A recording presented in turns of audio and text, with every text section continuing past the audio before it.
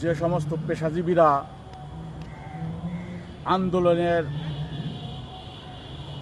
নামে বিশৃঙ্খলা সৃষ্টি করছে, দাবি পূরণের জন্যে আন্দোলনে নামছে, তাদেরকে আমি আহ্বান জানাচ্ছি, এ সমস্ত দাবি দেওয়া এখন বন্ধ করুন।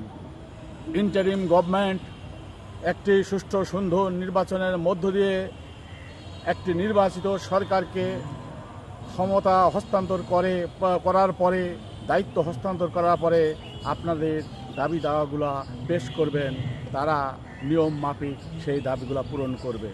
কিন্তু আপনাদের অনুরোধ জানাচ্ছি, আহ্বান জানাচ্ছি যে আপনারা যেভাবে সমস্ত পেশার মানুষজন বিভিন্ন দিক থেকে বিভিন্ন জায়গায় বিশৃঙ্খলা সৃষ্টি করছেন এবং অফিস আদালত বন্ধ করে দিচ্ছেন, এটা মগের মুল্লুক না, এটা বাংলাদেশ। বাংলাদেশে যা হয়ে গেছে 17 বছর তা আর এখন হতে দেওয়া যাবে না। এই জাতিকে ডিসিপ্লিনের মধ্যে থাকতে হবে, ডিসিপ্লিনের মধ্য দিয়ে এই জাতিকে এগিয়ে নিয়ে যেতে হবে। আপনাদের নিষেধ করছি, দেশের ক্ষতি করবেন না। আওয়ামী লীগের ভূমিকায়, নিষিদ্ধ আওয়ামী লীগের ভূমিকায় আপনারা অবতীর্ণ হবেন না। আপনারা এই দাবি দেওয়ার নামে বিশৃঙ্খলা সৃষ্টির অর্থই হবে যে ভারতীয় আধিপত্যবাদকে আবার এদেশের ওপরে চাপিয়ে দেয়া, আওয়ামী লীগের মতো অপশক্তিকে আবার এদেশে নিয়ে আসা।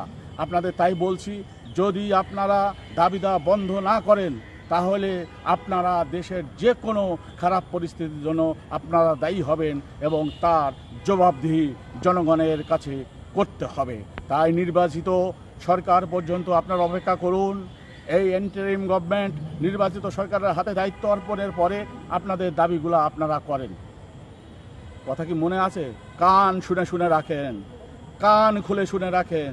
যদি আপনারা এসব বন্ধ না করে বিশৃঙ্খলা সৃষ্টি করেন, তার জন্য দেশ এবং মানুষ ক্ষতিগ্রস্ত হয়, তাহলে যারা এগুলা করছেন তাদের প্রত্যেককে জবাব দিতে হবে এবং সেই জবাব, সেই প্রশ্নের উত্তর আপনাদের কাছ থেকে আমরা নিয়ে ছাড়ব।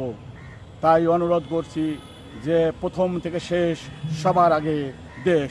জিউ খুদা, বাংলাদেশ জিন্দাবাদ।